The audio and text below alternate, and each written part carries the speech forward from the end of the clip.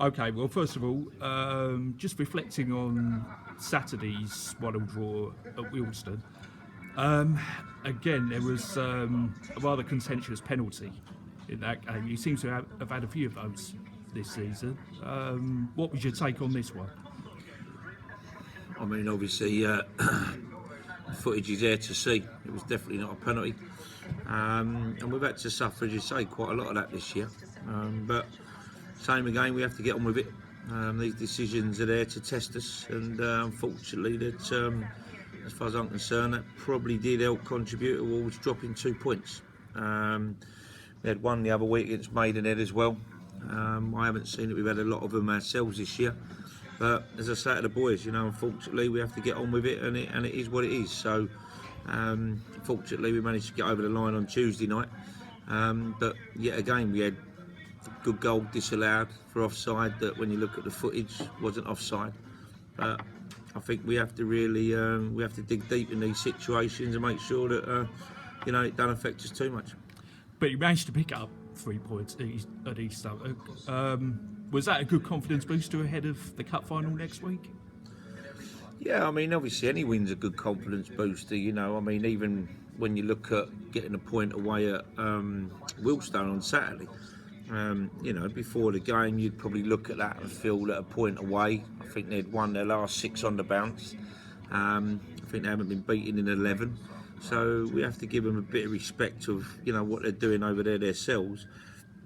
And I look at the likes of East Thurrock, who I think's had a tremendous season. And I said this to Johnny Coventry the other night. I said that it's they've done amazing to be where they are in their first season. And so the likes of Hamptons and obviously Hungerford and Paul, they've all had a tremendous opening to the season, to the new league that they're in. So they're never easy to go. I find it's always been a tough place to go down to East Thurrock. So I thought we were very, very good in the first half. We had 2 disallowed. When I look at them, they're both sort of debatable. But we come out second half, and they've obviously got back to 1-1. So we've had to dig deep and managed to sort of keep at it and keep creating chances, which we did. And eventually, thankfully, Elliot Buchanan come off the bench and got us over the line. Okay, and on Saturday at home to Gospel, a team you've already had a very good result against this season. Have you got a fully fit squad going into that game? We picked up a few knocks and bits and pieces on Tuesday, so we need to. I won't be able to know that till later. There'll be 2 or 3 or 4 having treatment, hopefully minor ones. So I would think we'd be fit and well. We may have to jig it a little bit here and there, but I'm not going to give too much away. But as I say, Gosport are on another good run. For them, that's had a very up and down season. I know there's been a lot of problems there financially, but they seem to be now they beat Bath, and Bath are one of the informed teams at the minute. So they beat St Albans 4-0 and they've beaten Bath the other night. So their tails are up. And they'll be coming here with the fact is that they think that they need to get the 3 points for survival. I think there's Truro, Whitehawk that are all down now. You've also got the likes of Bishop Stortford and Margate, probably may have too much to do now.